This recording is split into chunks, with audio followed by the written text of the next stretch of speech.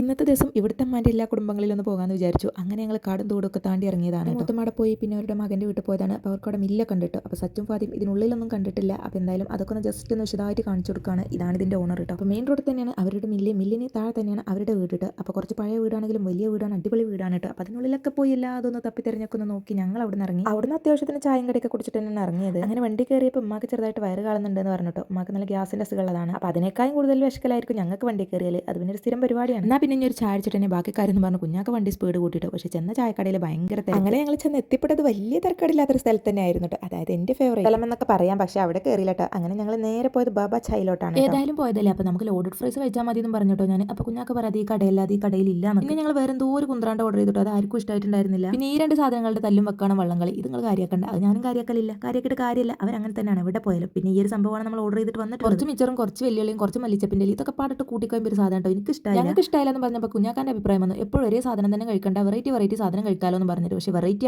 ആണെന്ന് മാത്രമേ ഉള്ളൂ. പക്ഷേ ആരും കഴിച്ചില്ല. സച്ചുവിന് വലിയ കുഴപ്പമില്ലാതെ പറ്റിയിട്ടുണ്ടായിരുന്നു. അവന് കുറച്ച് കഴിച്ചു. പിന്നെ ഏതായാലും ഓർഡർ ചെയ്തതല്ലേ, ക്യാഷ് പോകില്ലെന്ന് വിചാരിച്ചിട്ട് 1-2 സ്പൂണൊക്കെ ആയിട്ട് ഏകദേശം ഒരു പ്ലേറ്റ് ഞങ്ങൾ മുഴുവനാക്കിയിട്ടുണ്ടായിരുന്നു. ഈ സാധനം വലിയ ഇഷ്ടമായിട്ടില്ലെങ്കിലും അവിടുത്തെ ചായ നല്ല അടിപൊളിയായിരുന്നു കേട്ടോ. കാരണം ബാബ ചായ ആണല്ലോ, നല്ല ടേസ്റ്റുള്ള ചായ ആയിരുന്നു. അപ്പോൾ ഒരു ഗ്ലാസ് എക്സ്ട്രാ ഉണ്ടായിരുന്നു, അത് ഞാൻ കുടിച്ചു. അങ്ങനെ ചായ കുടിച്ച് ഞങ്ങൾ അവിടെ നിന്ന് ഇറങ്ങി കുറച്ച് സാധനങ്ങളൊക്കെ ബാക്കിയാക്കി. അവിടുത്തെ വൃത്തിയോട് നിങ്ങൾ ശ്രദ്ധിക്കണം കേട്ടോ. അത് ചായ കൊടുന്നപ്പോൾ തന്നെ പോയതാണ് കേട്ടോ. ഞങ്ങൾ കയ്യിൽ നിന്ന് പോയതല്ല. അതുകൊണ്ട് തന്നെ വൃത്തിമ പിടിച്ച് തോന്നാൻ നിൽക്കണ്ട. അങ്ങനെ ഞങ്ങൾ നേരെ മൗസിയിലോട്ടാണ് പോയത്. കാരണം ഇതൊക്കെ കഴിച്ചിട്ടും വയറങ്ങോട്ട് ഫില്ലായിട്ടില്ല എന്നുള്ളൊരു തോന്നൽ. അപ്പോൾ എന്തായാലും ഫില്ലാക്കണല്ലോ. ഇവിടെ നമ്മുടെ ഫേവറേറ്റ് കടയായ മൗസി ഉണ്ടാകുമ്പോൾ പിന്നെ വയർ ഫില്ലാകാതെ പോകാൻ പറ്റില്ല. സാധനം ഓർഡർ ചെയ്ത് കിട്ടിയതും പോരാൻ അവർക്ക് കുടവാണെന്ന് ഫാദിക്കുട്ടിക്ക്. പിന്നെ നമ്മൾ സെപ്പറേറ്റ് ആയിട്ട് കുട വാങ്ങി. അവിടെ നിന്ന് ഇറങ്ങിയപ്പോൾ കുറച്ചും കൂടി ടൈം ബാലൻസ് ഉണ്ടായിരുന്നു. ഇനിയിപ്പോൾ എവിടെ പോകാമെന്ന് അങ്ങനെ ആലോചിച്ച് നിൽക്കിയത്. അപ്പോഴാണ് നമ്മുടെ ന്യൂ ചെന്നൈ ഷോപ്പിംഗ് എന്ന് പറഞ്ഞിട്ടുള്ള ഷോപ്പ് ഉണ്ട് കേട്ടോ. മണ്ണാർക്കാട് ഇപ്പോൾ വന്നിട്ടുള്ളതാണ്. എന്തെടുത്താലും 159 രൂപ, അതായത് 160 രൂപ. എന്തെടുത്താലും 160. അങ്ങനെ അതിനുള്ളിലൊക്കെ കയറി കുറേ തപ്പി തരും. ഇതിന്റെ ഫുൾ വീഡിയോ ഞാൻ ചാനലിൽ അപ്ലോഡ് ചെയ്തിട്ടുണ്ട്. കിട്ടാൻ വേണ്ടിയിട്ട് താഴെയുള്ള ഒരു വൈറ്റ് ഡോട്ടിലൊന്ന് ക്ലിക്ക് ചെയ്താൽ മതി. വീഡിയോ ഇഷ്ടമെങ്കിൽ ലൈക്ക് ചെയ്യാനും ഷെയർ ചെയ്യാനും സബ്സ്ക്രൈബ് ചെയ്യാനും മറക്കല്ലേ.